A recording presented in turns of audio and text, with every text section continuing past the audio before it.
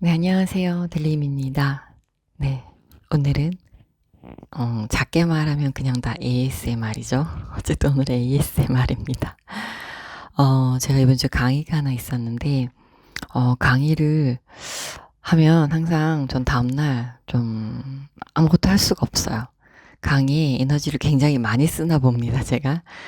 그래서 제가 이제 이걸 찍어야 되는데 타이밍을 좀 놓쳐 가지고 제가 밤이 되긴 했는데 이거를 빨리 찍어서 알려드리고 싶은데 어떡할까 하다가 밤에는 촬영을 할 수가 없잖아요. 그래서 본의 아니게 좀 ASMR 모드가 되었습니다. 어쨌든 당황스러우시겠지만 네, 또 이런 거 색다르잖아요. 그죠? 그래서 이런 분위기를 여러분들도 좀 같이 즐겨주셨으면 좋겠습니다. 자, 오늘 제가 여러분들에게 꼭 알려드려야겠다 이렇게 밤에 촬영을 하는 이유는 이번에 청약 통장 관련해가지고 좀 바뀐 내용이 있더라고요. 이게 무려 41년 만에 바뀌는 내용이어가지고 여러분들과 공유를 하고 또 제가 또 알려드릴 만한 내용들을 그리고 꿀팁들을 좀 알려드리고 싶어서 이렇게 야심한 밤에 카메라를 켜게 됐습니다. 네, 그 내용이 뭐냐면 이번에 청약 통장 납입 한도가 10만 원에서 25만 원으로 늘어납니다. 자, 이게 무슨 내용이냐면 저에게 주택 청약 얼마씩 넣으면 적절할까요? 라고 많이 얘기를 하시는데 주택 청약 같은 경우에는 원래 2만 원부터 50만 원까지 여러분들이 자유롭게 넣으실 수가 있지만 공공주택 청약을 할 때는 최대 인정 금액이 10만 원이에요. 그러니까 아무리 더 넣어도 10만 원까지만 인정을 해준다. 자, 그런데 이 금액이 10만 원에서 25만 원으로 한도가 늘어납니다. 그러니까 앞으로는 25만 원까지 인정이 되는 거죠. 공공주택 같은 경우에는 여러분들이 이제 청약을 넣게 되면 이게 납입 횟수랑 그 통장에 들어있는 잔액이 되게 중요해요. 근데 이게 최대 10만 원까지만 인정을 해준다고 그랬잖아요. 그래서 1년이면 120만 원, 10년이면 1200만 원까지 넣을 수가 있습니다. 그래서 공공주택 같은 경우에는 이제 통장 잔액에 따라서 당첨자를 가리는데 보통 1200만 원에서 1500만 원 정도 있어야지 공공주택에 이제 청약을 넣어서 당첨이 될 확률이 좀 높은 편이에요. 근데 이게 지역에 따라서 다른데 1000만 원 이하인 경우도 있지만 또 서울에서 되게 인기 있는 지역은 2500만 원 수준에서 당첨이 되는 경우도 있기 때문에 그럼 이 정도면 거의 21년 정도 넣은 거죠. 굉장히 오랜 기간 동안 10만 원씩 꾸준히 쌓아야지 공공주택에 당첨이 될 수가 있습니다. 근데 우리가 지금 넣은 지도 얼마 되지 않은 특히 뭐 청년이나 뭐 신혼부부나 이런 사람들은 20년은 꿈도 못 꾸죠. 그럼 20년을 기다려야 되는 거야? 이렇게 생각을 할 수가 있잖아요. 자, 그런데 이번에 이게 이제 상향이 되면 아무래도 금액적인 부분에서 이제 반으로 줄어들죠. 10년 넣고 5년만 넣어도 1,500만 원이 되니까 굉장히 이득이 된 부분이 있습니다. 시간을 반으로 줄일 수 있는. 그래서 공공주택 청약을 할 때 1순위 당첨자 결정하는 방법은 두 가지가 있어요. 이게 40제곱미터 이하냐 이상이냐에 따라서 다른데 40제곱미터 이하인 경우에는 납입 횟수가 중요해요. 횟수가 중요하고 40제곱미터를 초과하는 경우에는 통장에 있는 잔고 금액이 중요합니다.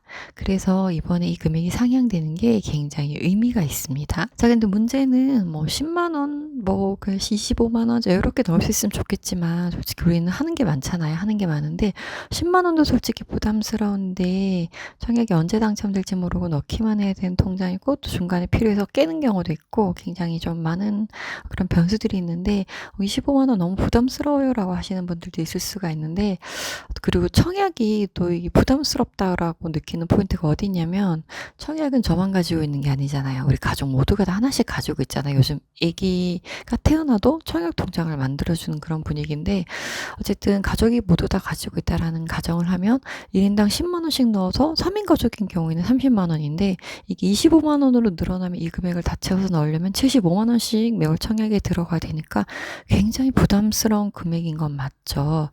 자, 그리고 또 청약 같은 경우에는 우리가 넣는다고 무조건 다 당첨이 되는 게 아니라 이것도 약간 복불복의 성격이 강하고 또 언제 될지 모르니까 이 돈을 언제까지 계속 그냥 청약에만 넣어놔야 되는 그런 단점도 있습니다. 하지만 이런 상황에서 또 단점만 있는 건 아니에요. 장점도 있긴 있습니다. 어쨌든 이번에 금액이 늘어나면서 청약 당첨 확률을 높일 수가 있죠. 제가 말씀드렸잖아요.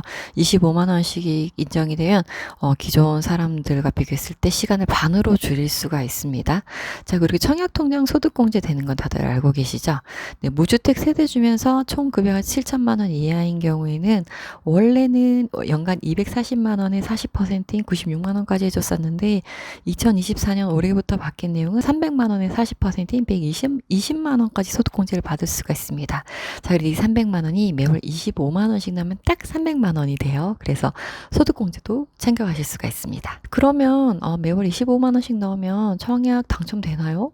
라고 생각하실 수 있는데 어쨌든 25만 원씩 최대 한도로 오랫동안 넣은 사람은 당첨 확률이 올라가는 건 맞겠죠.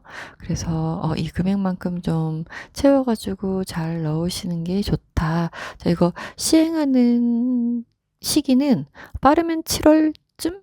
늦어도 한 하반기쯤에 이 시행규칙을 만들어서 시행을 할 예정이라고 합니다. 자, 그러면 25만 원을 못 넣으면 청약 당첨이 힘들까?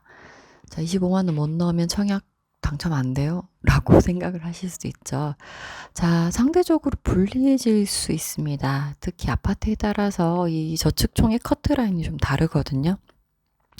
단지에 따라서는 1,000만 원 이하일 수도 있고 또 2,500 이상이 될 수도 있습니다. 그래서 제가 생각하기에는 이 한도가 늘어나면 어쨌든 또 한도를 증액해서 넣으신 분들이 있을 거 아니에요. 그래서 이게 시간이 지나서 이 잔액이 자꾸 쌓이면 나중에는 이 커트라인이 올라갈 거란 말이에요. 그래서 제가 만약 이걸 어떻게 할까를 고민을 한다면 가능한 일찍 25만 원씩 최대한 넣어가지고 청약을 조금 더 부지런히 넣어볼 것 같아요. 그래야지 당첨될 확률이 올라가지 않을까라는 생각을 합니다. 자, 그리고 이번에 또 바뀐 내용이 있는데요. 청약통장 전환이 가능합니다. 자, 이게 무슨 말이냐면 주택 청약 종합저축이 나오면서 기존에 있었던 청약부금, 청약예금, 청약 저축은 신규 가입이 중단이 됐었거든요. 그런데 이 통장들을 주택청약 종합저축으로 전환을 할 수 있게 해줍니다. 그런데 이 통장마다 청약 유형이 다 다르거든요. 내가 만든 통장이 할 수 있는 청약만 해야 되거든요. 자, 그런데 이게 기존에 이제 통장들을 청약 종합저축으로 이제 바꾸면 모든 주택에 청약을 할 수 있게 됩니다. 기존 통장을 해지하고 종합청약으로 재가입을 하면 기존 납입 실적은 인정은 해주는데요. 원래 기존에 내가 넣을 수 있었던 주택 외에 청약을 하려고 하는 경우에는 새로 넣는 것부터 실적을 인정을 해주기 때문에 기존의 거는 실적을 인정받아서 내가 좋은 조건으로 좀 더 가점을 가지고 청약을 할 수 있지만 다른 거 만약에 민영에서 뭐 공공으로 한다 이런 경우에는 내가 넣는 것부터 실적을 다시 써야 되기 때문에 그렇게 유리한 입장은 아닙니다. 자, 그래서 지금 당장 큰 이득은 없다 하지만 그래도 기존의 통장을 가지고 있다가 다른 걸 할 기회조차 없었는데 이제 기회는 만들 수 있다 이 정도로 참고를 하시면 될 것 같고요. 그리고 여기서 꿀팁을 좀 하나 더 드리자면 이거를 전환하시기 전에 증여를 하는 방법도 있습니다. 증여를 할 수도 있고 증여를 받을 수도 있죠. 부모님이 이 통장을 가지고 있다면. 우리는 돈이 필요하면 좀 깨서 쓰기도 하고 이랬지만 어른들은 웬만하면 좀 상황이 되면 가지고 계시거든요. 그리고 청약통장은 하나씩은 다 가지고 계시고 또 주택은행 때부터 청약을 오랫동안 부으신 분들이 있고 그 돈을 가지고 있으신 분들이 있어가지고 혹시나 이거를 사용하지 않고 그냥 보유만 하고 있다. 혹시 몰라서 저축의 개념으로 그냥 혹시 몰라서 가지고 있다. 이런 부모님이 계시면 증여를 받아올 수가 있습니다. 자, 이게 원칙적으로는 통장 소유자가 사망했을 때만 명의 변경이 가능한데 청약 통장마다 규정이 다른데 이게 명의 변경을 가지고 올 수 있는 게 있는데 바로 저축 예금 부금이거든요. 방법은 부모님 세대랑 이제 자녀 세대랑 합가를 한 다음에 부모님 세대주를 저로 바꿔가지고 그 통장의 명의를 저로 다시 변경을 하는 거예요.